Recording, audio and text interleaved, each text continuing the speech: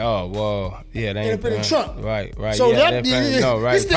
Powers of B is real. It's still Vegas. No, absolutely. Independent trunk. Bottom dollar. So how?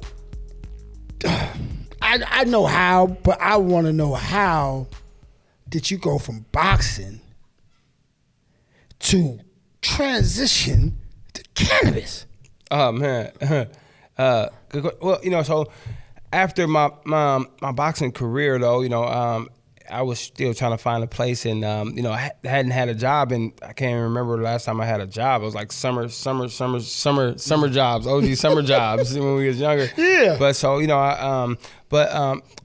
before then, I had actually pivoted into promoting. So I was able to promote 4 fights on my own in the city. On your own card, right? Yeah, I on went my to the show. fight. I was there. On the hard hitter promotions. Yeah, I was there. I was dope. That was a shrewd move. No, right. So that was smooth. So I did that. It was good shows, but between you and I in the world now, them motherfuckers didn't make no money. You feel me? Like when you can't get the alcohol, you can't get $1 on a cup of alcohol. You can't. It's because you got to spend so much money.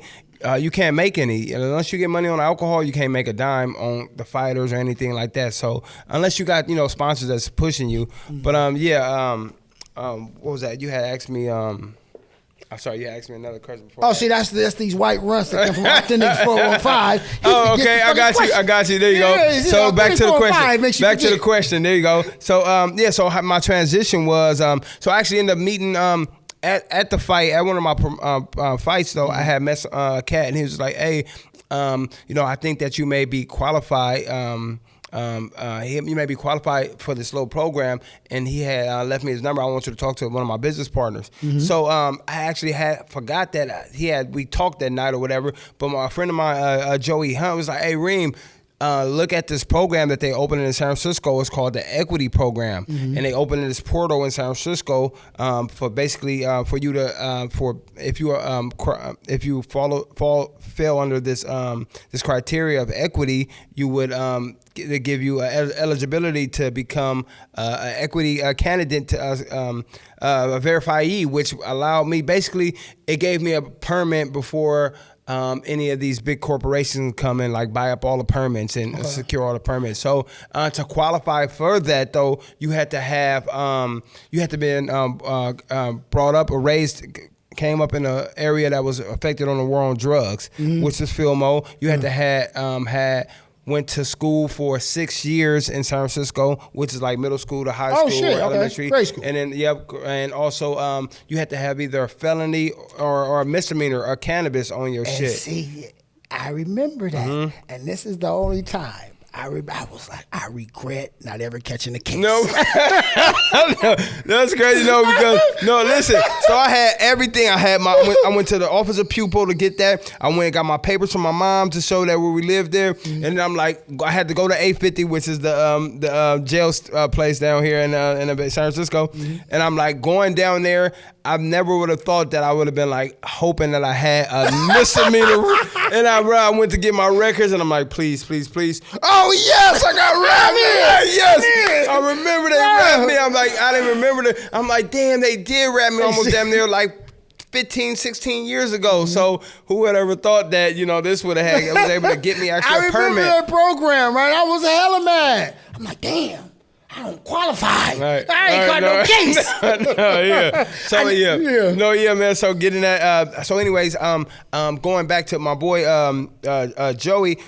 He was just like, man, if you qualify, I'm looking to open up a cannabis lounge, man, so you and I can partner up or whatever. So I'm like, okay, cool. So looking into as the months passing or whatever, he qualified himself. He's a white dude, but he grew up in Filmo. Mm-hmm. He went to Wash. You know what I mean? So that's your man. Yes, my man. Okay, yeah. Okay.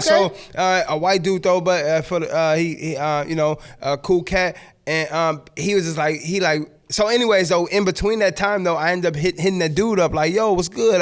My bad, I didn't hit you back. He was like, yo, he like, do you know about the Equity Program? I'm like, yeah, my boy already made me privy to it.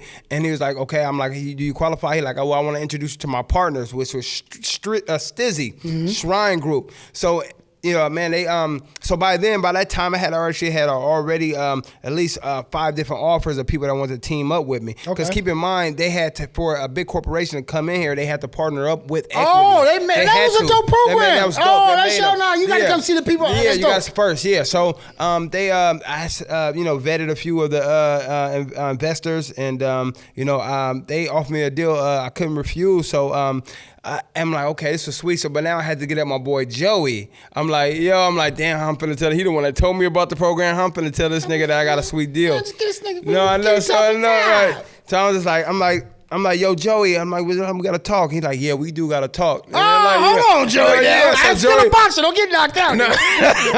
Get these paws put on you. Look, and Joey got hands too, though. I gotta keep it real. Oh, he's boxing? No, but he got hands though. Okay. Yeah, he owned the boxing gym though. Yeah. He got street hands. Yeah, he got street hands. He got street hands. He got some good hands.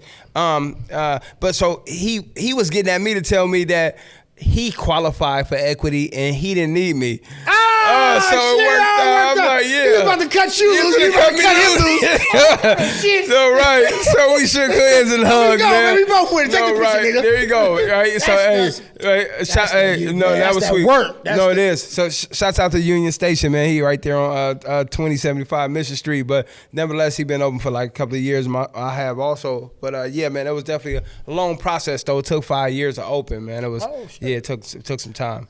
Man, but that's a job well done, man. Shout out for Joey for even bringing, you know what I mean? No, yeah, pulling straight you up. in. Sometimes Absolutely. motherfuckers pull us in, and right. it comes blow up. That's a fucking blow up right for there. Real. That's a good hit. And you just got me these white runts from Authentic 415. Tell them the address, please. Yeah, man. The address is 165 Mississippi Street in San Francisco, California, man. About a half a mile from the Chase Center.